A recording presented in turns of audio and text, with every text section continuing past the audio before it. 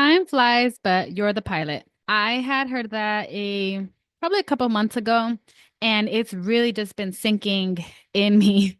So I wanted to be able to connect that to what we've been talking about on Millennial Mom, which is creating systems, habits, routines for your mental health.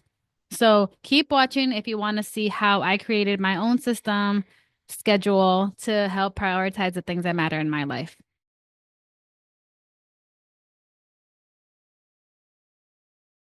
So I want to start off by saying that I am recording this at 14 and a half months postpartum. And I'd be lying to you if I said that I had this scheduled thing down that first year, even like up to last month, right? This has been something that I've slowly been pivoting, adjusting, and as I learn other things about new parenthood, including flexibility and trying to let go of control, I'm also learning that I can still create those systems with a schedule specifically that will help me prioritize the things that I want to be priorities. Like when I look back at my life 30 years from now, I want to know that I did what I could at least to make the priorities priorities, as I mentioned. And this has come from a lot of marinating, a lot of reflection, and trying to implement some of the stuff that I've been learning about mental health, about habits, about schedules, about systems.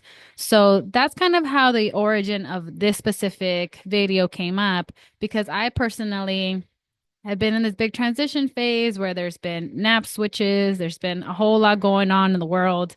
And I'm realizing that we can get easily distracted from the things that matter most, especially when we don't prioritize them. And it's not because like we're being mean-hearted or intentionally like I don't want to spend any time with my child or I don't want to work out or any of those things. It's just that life gets so busy and we tend to get into these autopilot tunnel visioned modes where we're just surviving and we're just doing whatever is feeling good in the moment. So I'm not gonna lie, I've definitely have wasted much time on Instagram, right? But one thing that I've been noticing in this last month-ish of pivoting and adjusting my schedule is that when I have something on the schedule that I know is my intention, it's a lot easier for me to say, like, no, Joanna, put your phone to the side because right now you're playing with your daughter or you're having a little worship concert, you know? So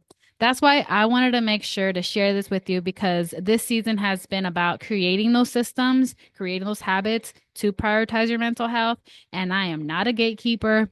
If there's anything that is helping me or my therapy clients or anybody else I know, I want to share with y'all.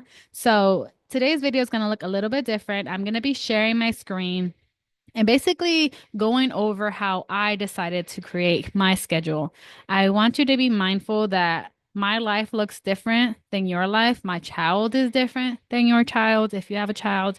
So don't copy it verbatim. You might need to adjust it based off of your babies, how long they're awake, if they're napping on you or not napping at all, right? So I definitely want to emphasize the flexibility part. Like this is a flexible schedule. That's a mindset shift that I'm working on that when I see this schedule, I try not to fixate on it if, let's say, my daughter wakes up before I thought she was going to, or she all of a sudden decides to be a one nap baby, right? I'm holding the schedule loosely and I am encouraging you to hold it loosely as well. This is just meant to help you visually see what does your week look like and realistically speaking, what can we put in there and what's important. All right, so I'll be sharing my screen and digging into this soon. So I hope that you can see this clearly. This is the schedule for next week, February 17th through the 22nd. So I'm just going to go ahead and start modeling how I ended up doing this for myself. And just as a disclaimer, like I am a notebook kind of girly. Like I just love writing stuff down. I have a whiteboard. So this is just the best way that I can show you what it looks like for me. But it is really helpful to have something like this visible wherever that may be. And if you want to do a light schedule like this on your phone, that also works. So, one thing I want to start off with is that Sunday is flex day. That's what I call it. But I want to first just start off by saying that my week does start on a Sunday.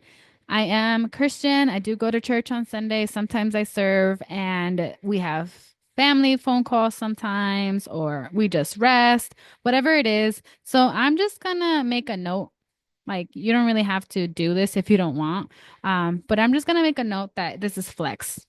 So it's the day that I practice letting go control of the schedule. And I think it's a really good reminder for me. I've done this for about a couple weeks now, and I really like it because I'm not as stressed out about nap time. Like, I just put it all in God's hands and say, all right, however you want today to look, let it look that way. And I think that works for me. So now I'm gonna go ahead and start by just plopping in the times that I'm typically with my daughter doing stay at home-ish stuff.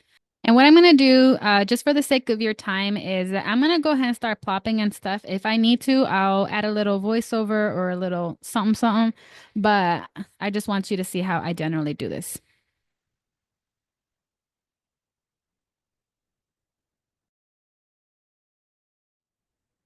So I just want to take a pause here because for the most part, I've created a tentative flexish schedule where I have the times that I'm typically with my daughter, typically when she naps, and then the bedtime slash routine, night routine.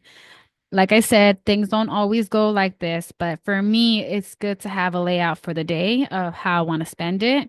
Because then, if I know that I'm going to be seeing my mom or my sister, then this just becomes like family time, right? I also wanted to make a note that when I first started this schedule, I was pretty much just able to wake up right before my daughter wake up because waking up before that was really hard. I am now in a place where I'm happy to say that I've been waking up at about 5:30, typically Tuesdays through Thursdays, and I'll do a little workout. I'll do like a little quiet time.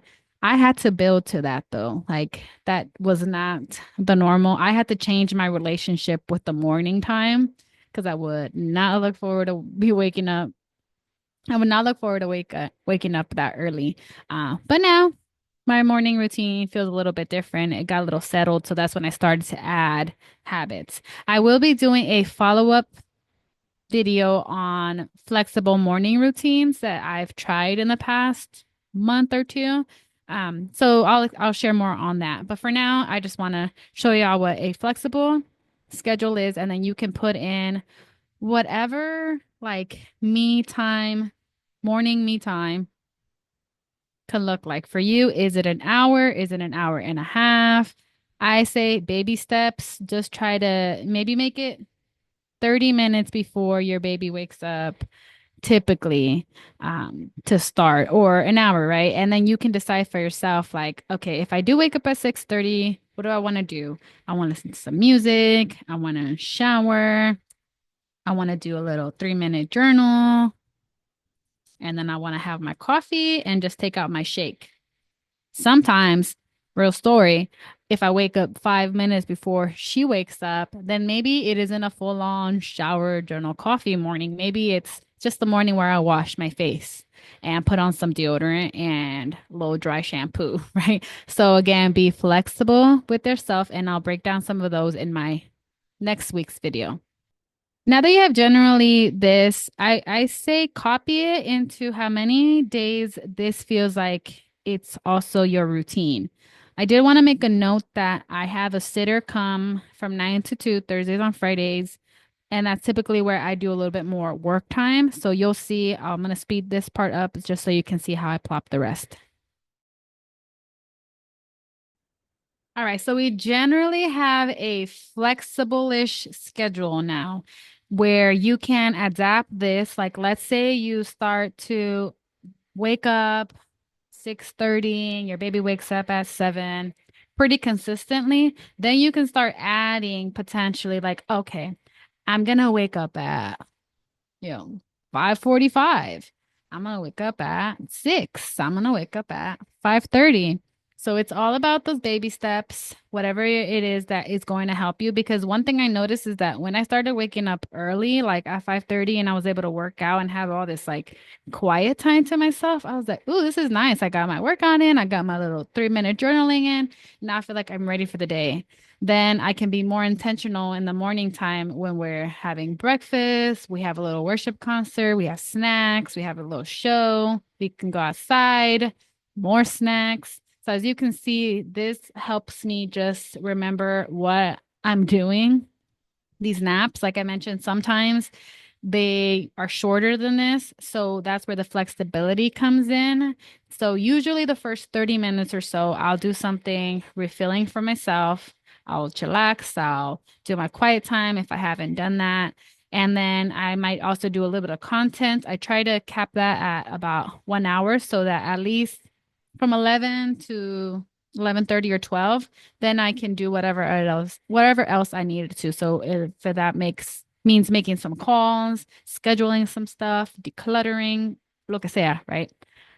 Same afternoon with X and fam. I put fam, but really I just need any community people in my life. Like if we want to go on a play date, if we want to go to the library, if we want to go to my mom's, if we want my mom to come over. And then this is also where it gets cool. Like let's say my mom does come over and now I have this extra hour or two, then I'll go to the gym or I'll just chillax. I'll do whatever it is that I need to do. And again, very similarly, then there's another nap. Sometimes only 30 minutes, but that's okay. Even if that just means I just sat outside or read a portion of a book or finished laundry, right?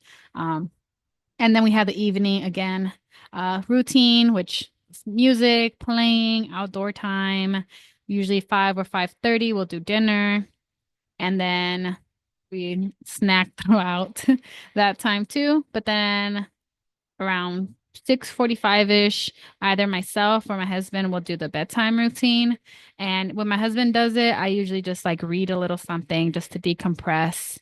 And then we just hang out. We have dinner, we connect, we talk. Um, and that's how it goes. When we have the sitter, I use this time to really prioritize my admin and work stuff.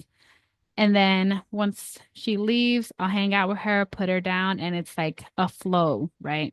Weekends are a little different. Sometimes my husband does morning time with our daughter, though sometimes he has meetings as well.